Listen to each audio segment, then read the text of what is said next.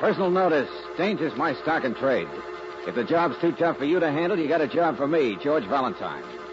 Write full details.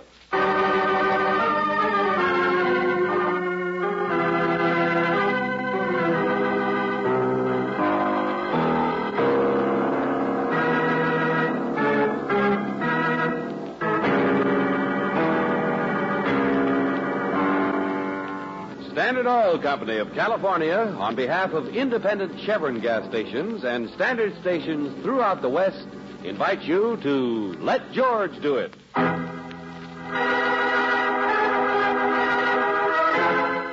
Solo in Whispers, another adventure of George Valentine.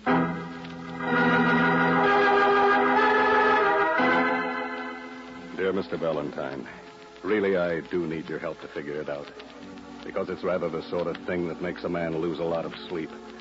And at the age of 45, I find that sleep is almost as important as food. You see, I went to the gate this morning. Our place is out in the country. And there was a messenger with a package, and I signed for it. Nothing extraordinary there. And you'll probably think there's nothing extraordinary when you have to sign for a package along with this letter. Hey, what's this, Brooksy? Package? Uh-huh, it came with the letter. Well, what's in it? Well, a record. I already unwrapped it. Anyway, Mr. Valentine... Phonograph record. Looks like a blank one from here. No, the other side, I guess, see? Oh, yeah. But it's still blank in the middle. No label. Go on. Anyway, Mr. Valentine, I'd appreciate a call from you on the subject of why it is unnecessary to explain my whisper. Whisper? What's that? Is what? Well, that's what he says. Why it is unnecessary to explain my whisper. Oh, well, maybe it isn't his. It's in quotes, George. And that's all. Sincerely, Pietro Seville. Huh? Well, come on. Play the record. Here we are. Okay. Pietro Seville, a man bothered by a whisper. You, too, can hear voices. You can hear horns and drums, too, if you got it bad enough. Sounds like he got his records mixed. Yeah, I've heard that. Him to the sun, Rimsky-Korsakov. Angel, you should be on a quiz show.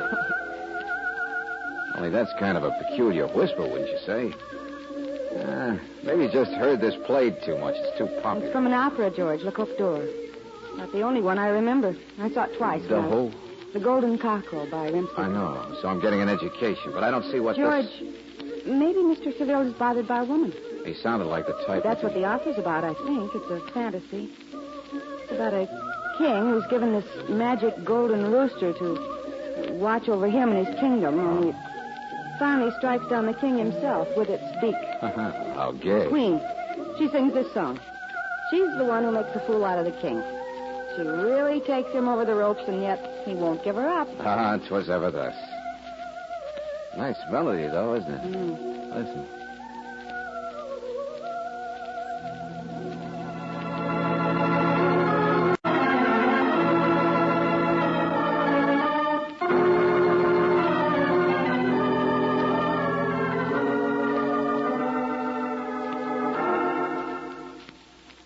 We heard it all. Still no whisper. No. What on earth was he talking about? Brooksy, there's only one way to find out. That's to ask him right back. Well, personally, I think he's a little We'll off. soon find out. Hold everything. Hello? Hello, Mr. Pietro Seville, please. Will you call him? Mr. Pietro Seville can't come to the telephone, Valentine. He's dead. Hey, who is this, Riley? Yeah, listen, Valentine, get out of here fast, will you? Seville's been murdered. He was struck down by the golden beak of a rooster. A rooster? Yeah, you heard me. A thing called the golden cockerel.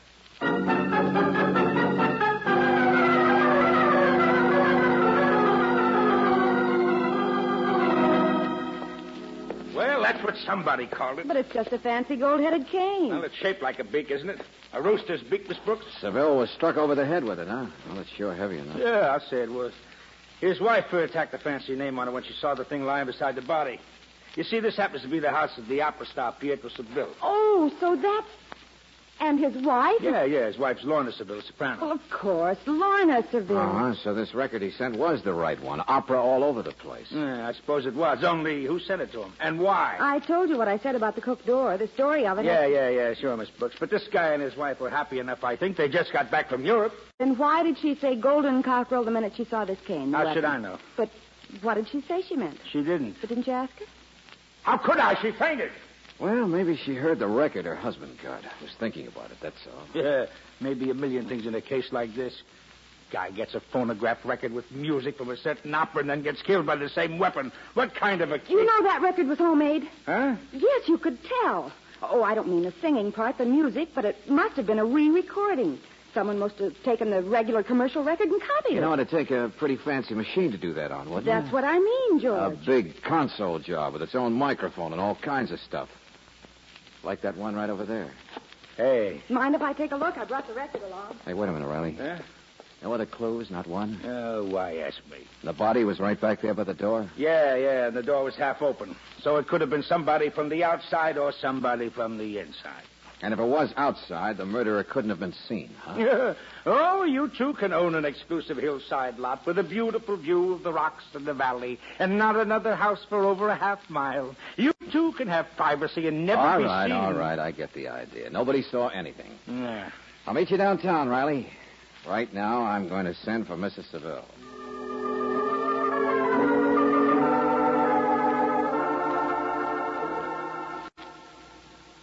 Well, Mr. Valentine? Mrs. Seville, you have a face that a man would never forget. Well, most men notice my figure, too. I've been in a good many newspapers, Mr. Valentine. Sometimes the critics even notice my voice. Oh, well, I'm not trying to offend. Everyone notices your voice. It's very wonderful. But I remember a picture about 2 years ago. You were mixed up in the breakup of the Carlotti Opera Company. We both used to sing for Carlotti, Pietro and I. Why? Oh, I don't know. I just remember it, that's all. There was a lot of talk in the scandal columns. Something about a fight. What a lovely memory. Of course there was a fight. A beautiful fight. It took 3 stagehands to break it up, and a foolish young man from the chorus even went to the hospital, I'm told. Oh, you've never seen such a scandalous fight. All I saw was that's what broke up the opera company. My husband and I had to leave for Europe, that's all. We had engagements to fill. Engagements, I tell you. The cause of the fight was you and some playboy baritone. Stop it. All right, I'm sorry. It might have been just gossip. It had nothing to do with this, Mr. Valentine. With Pietro's death. There's no conceivable connection. My husband and I were quite happy. Now, please. Please, won't you leave me? Yeah, Brooksy? George, come here. I found it. The whisper. What? What are you doing The there? whisper. It was on the record. I said one side of it was blank, remember? But here, look. This just looked like a border. But it's 3 or 4 grooves right around the edge. Here, listen. So that's what Seville was talking about in the letters. I am sure it is unnecessary to explain my whisper, because the music on the other side will explain itself. What? Yes, that's all it is. Here, play it again. I am sure it is unnecessary to explain my whisper, because the record on the other side will explain itself. And the music did explain itself, didn't it, George? The man who was killed by the golden cockroach. Mrs. Seville, whose voice is that? The whisper? Don't you know? No, I don't. Just a whisper. That's why whoever it is whispers, to keep anyone from knowing. You can close the machine now, Miss Brooks. My husband couldn't figure it out. I can't figure it out. I'm certain you can. Oh, sure, lady, but... Hey, Brooksy, is that the record you brought out here, the same one? Of course it's Huh? yours. Yes, George. You saw me bring it, the one Pietro Seville sent us, the one he received. What makes you so positive, Mrs. Seville? And why didn't you want Miss Brooks playing around with this machine? Why have you been staring? Mr. Valentine, please. George. Yeah, Brooksy. Another record, just like the other one. Here, let me see. Here, play it. The same grooves, and it's blank in the middle, like... Sure it is unnecessary to explain my whisper, because the music on the other side will explain itself. Come on, turn it over. But it's exactly the same. Looks just like the other one.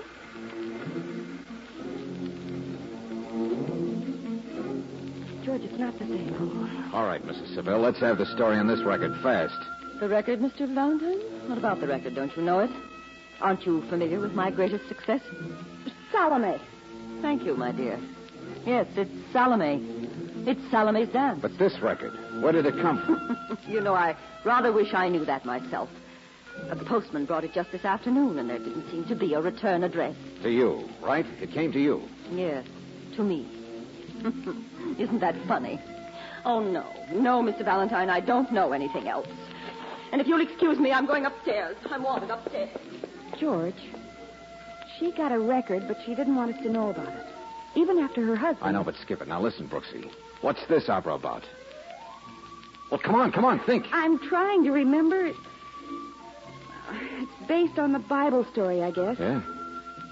Salome danced for King Herod. She demanded the head of John the Baptist. Well, what happens to her?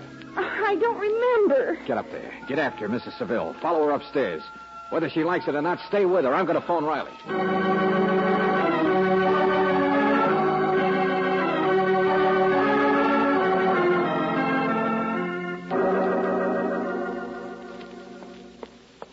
She's not there, George. This is the butler, Paul. Okay, Buster. Where did Mrs. Seville go? Just outside, sir. What's wrong? I told the madam about the wire I took over the phone. The wire?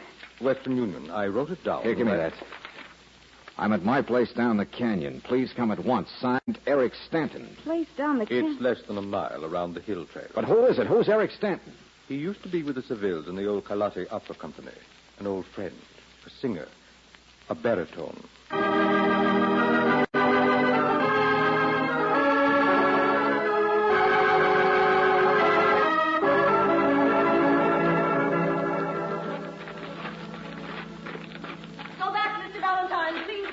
Slow down, will you, Mrs. Seville? Oh, I don't want you with me. You're going to have to stand me, lady. Oh, George, she'll sprain an ankle running on that narrow trail.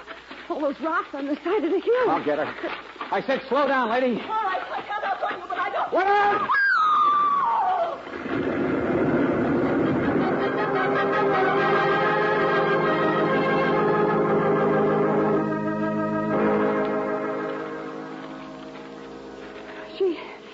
She didn't slip. The trail just gave way on her. Oh, Brooksy. A rock slide. I'm afraid she's dead. Oh.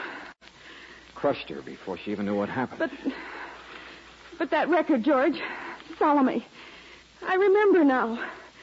At the end of the opera, Salome was crushed to death.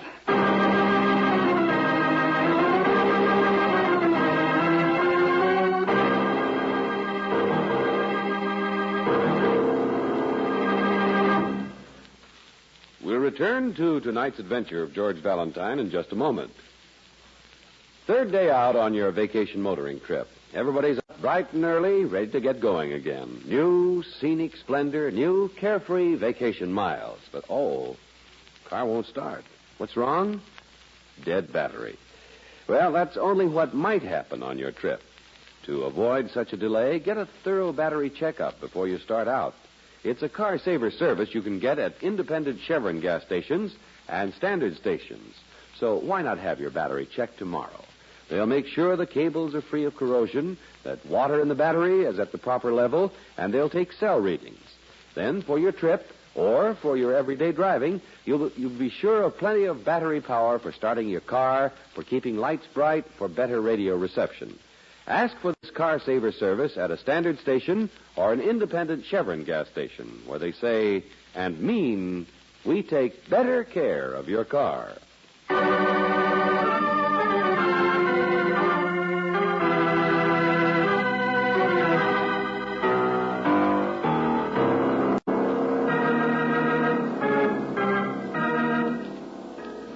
And now back to tonight's adventure of George Valentine.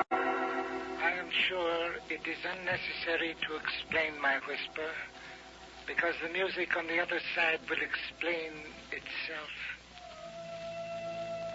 These few words on a record, and on the other side, music from an opera. The beautiful Lorna Seville received such a record with the music of Salome, and now she's dead, like Salome, crushed to death. Her husband, Pietro, the aging opera star, received his death notice in the form of music from Le Coq d'Or. He, too, died in the same way as the hero of that opera. If your name is George Valentine, you can't help accepting this case as a personal challenge. Oh, if I'd only moved a little faster, I might have saved Lorna Seville. Oh, no, George, you couldn't have helped her. No, the trail was rigged in advance, Valentine. Don't you understand? Nobody ever used it, and it had been weakened so much that the weight of a mouse would have started the rocks rolling. The telegram sent from that Eric Stanton brought her onto the trail. Sure. Hey, you're not going to start reading that book again, are you, Valentine? The stories of the operas. I swiped it from the Seville's library, Riley. Yeah. Well, I'm not complaining. Go ahead. Find me an answer. I'd love one. How many operas are there? 100, maybe? And at least half of them ending in death? Real fancy dress-up deaths that somebody's copying. Lieutenant. Yes, Sergeant, what is it? No point in going up to that other house, that Eric Stanton's place. Why not? What's Yeah, the place is all boarded up. There hasn't been anybody in that house for months. All right, Riley. The telegram was deliberately sent to get Lorna Seville killed. But before you start scaring yourself over what might happen to 50 other people, let's stick to what we know. Like that man Carlotti I told you about, the one who owned the opera. That's our job, Riley. Find Carlotti.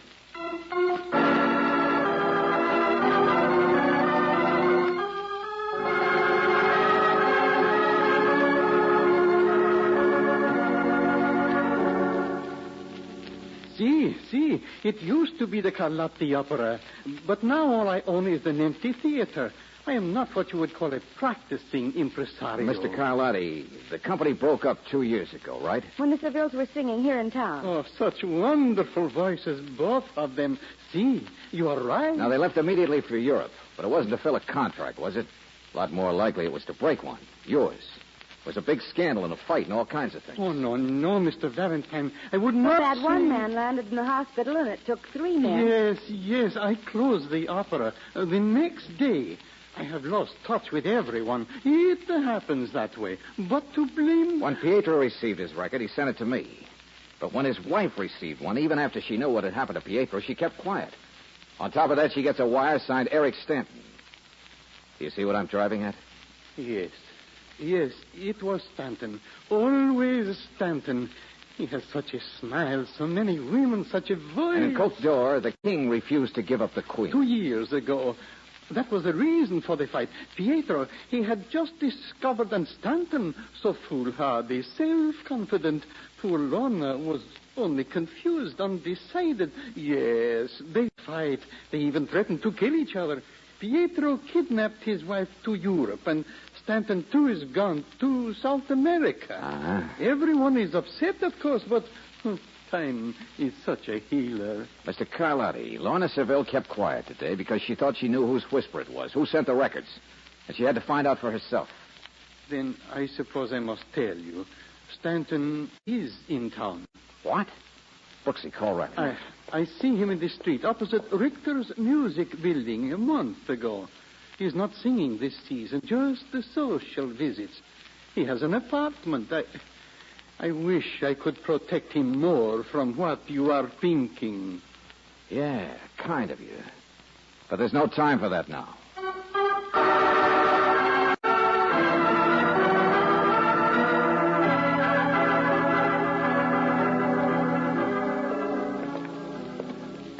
This may be where Stanton lives, but he sure ain't here now. Hey, Riley, over here. Huh? What is it, George? We said it to take a re-recording to do this. Well, look there. Look. Yeah, Angel, built into the wall.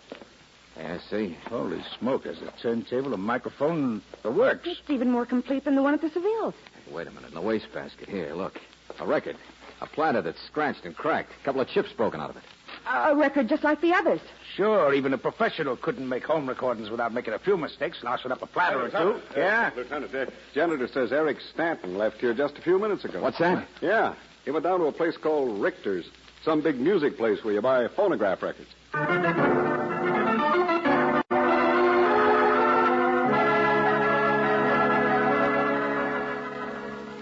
My dear sir, we sell more phonograph records than any other company in the city. Our classical section, third floor, has 10 Never booths, mind the advertising. And when it comes to opera, I this just way, ask you if our salesman has even sung. I in said opera. wait a minute. Here, look at this. Oh, dear me. What a beautiful badge. That's better, Buster. Eric Stanton. Is he here? The baritone. Nearly all great names come to us sooner or later. He said, is he here now? That's what I was going to say. Yes, upstairs buying records, I think. He comes quite often. Such a gay sort of Stairway's man. over here. Come on, Valentine. Wait a minute, Come Riley. on. Stanton can't get away. Look, friend, do you know opera yourself? Come here, over here, the demonstration model. Well, of course, my field is really instrumental, and at home I like Bach. I don't know how much I can get out of a crack record, but you listen. Oh, dear me. It is quite mutilated, isn't it? Skip it, just listen. I really don't understand. Valentine, that record's different from the others. Of course it is, Riley. How about it, friend? Oh, that's a magnificent thing. It's Mozart. Yes, Mozart. Yeah. Mozart what? It's from Don Giovanni, the champagne aria. It's such a shame the salesman can't sing it for you. Such a tragedy. Poor chap. Don Giovanni, huh? What? Remember, I've been reading a book, Riley. This is one opera we're going to beat to the final curtain.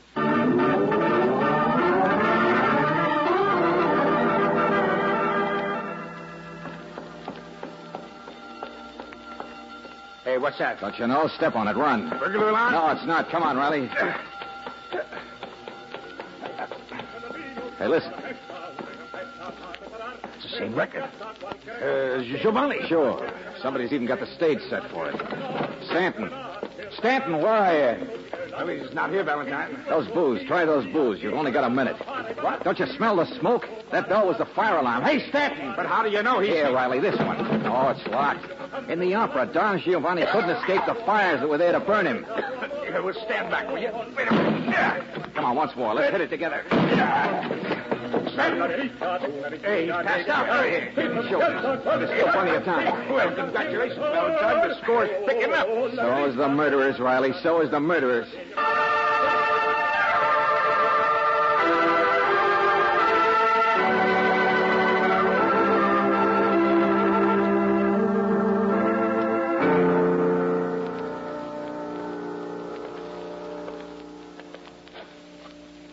Well, this is the place, Brooksy. Shut the street door. Lieutenant Riley still back at the fire? Taking Eric Stanton to the hospital. Here we are, up these iron steps. Yeah. It's so dark. Nothing emptier than an empty theater, is there? Or an opera house backstage. But the office must be just ahead up there. Brooksy, I could have waited for Stanton to wake up, but somehow I think the murderer will be moving fast right now. Here we are. Senor Milo Carlotti. No casting today, no singers required. Such dusty signs. Not here. Place is empty. Yeah. George, are you sure Stanton knows? Oh, not by any clues. It's not the kind of a case. There's a madman, but not a madman who goes around killing everybody. Well, all those people were tied up together. Lorna Seville, her husband, Eric Stanton, 2 years ago. More than that, Brooksy. They wrecked things together. Even though they probably never realized how much trouble they caused with their explosive little love triangle. It made Mr. Carlotti close his opera. There's a lot of things I still don't know myself. The character of Don Giovanni, though, that helps. How? It really ties the murders up with that rough and ready night 2 years ago. Lorna, the temptress, dies like Salome. Pietro, the old fool in the coke door. And now Don Giovanni. It's Don Juan, the playboy, the libertine. Typecasting. Oh, but such an involved plan of vengeance for anyone to... Wait a minute. George. You are there, aren't you? Of course. The door is open. It's him. Quick, shut it. No, wait a minute. What was it? Yes. You are there. I've come up. George, he's on the steps. This whisper. That's what we've been wrong about, Brooksy. Thinking it was somebody hiding his real voice. It is so nice to find you here, senor. That guy isn't Carlotti. It's somebody coming here to kill him. But so many steps, senor. The whisper that Stanton must have recognized and gone straight to confront to ask why. A man who has to talk that way, who can't talk any way else. Sure, that's why he whispers. Now, Mr. Carlotti, I shall tell you what I've done, what I'll do to you. What... Oh, no, you don't, Buster. Let go. Who are you? Well, we might ask you the same question. I'm not so sure, Angel. Maybe we can guess. Who could have locked Stanton in that booth and set that fire? Who'd be in the best place to make phonograph records? Who'd have a chip on his shoulder big enough to kill people because he lost his voice? It was greater than Stanton's. It was greater than Seville's. Huh? Carlotti never would admit it, but it was. My voice, mine. You listened to it. For 2 years, just an echo. George. I know, friend. You're pretty sorry for yourself, aren't you? You work in the music store, don't you? The salesman there. Yes, salesman, me. The one the floor walker said had sung an opera. Said it was so tragic, such a shame you couldn't sing for us now. Oh, no. I will sing if you There's like. somebody else who got hurt in the big fight when it took 3 stagehands to break it up. And a foolish man from the chorus was even sent to the hospital. I should have sung leading roles. But I was knocked to the floor. stage brace hit my throat. It was their fault. We closed the company. I never had another chance until now, until... George! Hey! Don't follow, you'll fall. The railing! Look out! Yeah! He went right over it, Brooksy. Oh, he's not moving. He hit the floor. He hit the stage. Well, maybe that's what he always wanted. Center stage. But I'm afraid there's no opera that ends this way.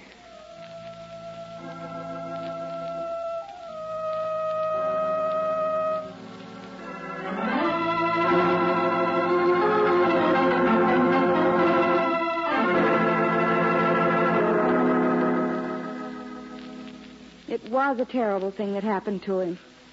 A singer to lose his voice. And often just an accident.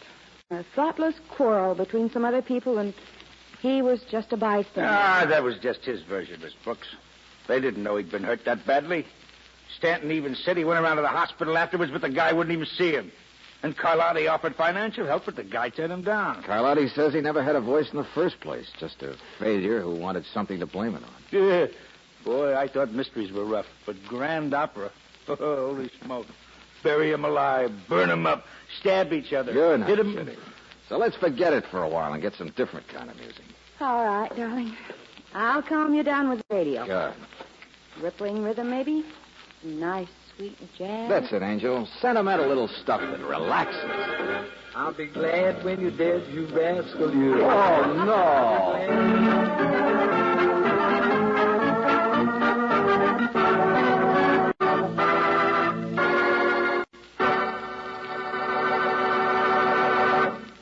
When you turn off the main highways this summer into dusty, dry roads, remember that nothing can harm those precision-fitted parts in your car's engine faster than oil contaminated by dirt and dust.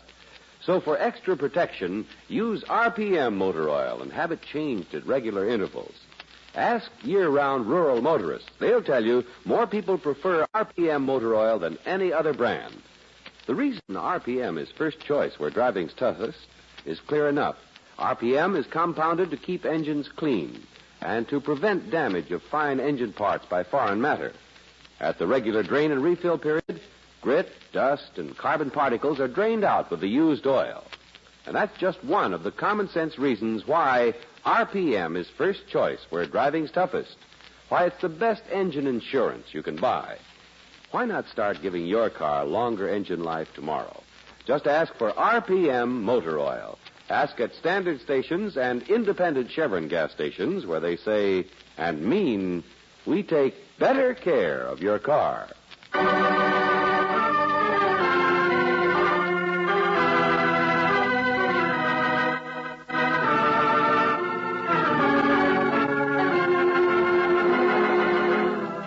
Tonight's adventure of George Valentine has been brought to you by Standard Oil Company of California on behalf of independent Chevron gas stations and standard stations throughout the West. Robert Bailey is starred as George with Virginia Gregg as Brooksy. Let George Do It is written by David Victor and Jackson Gillis and directed by Don Clark. Wally Mayer is Lieutenant Riley. Irene Tedrow was heard as Lorna, Norman Fields as Carlotti, Bill Boucher as Seville, Ed Osborne as the Man, the music clerk, and Bob Griffin as the Whisper. The music is arranged and presented by Eddie Dunstetter. Your announcer, John Heaston. Listen again next week, same time, same station, to Let George Do It. This is the Mutual Don Lee Broadcasting System.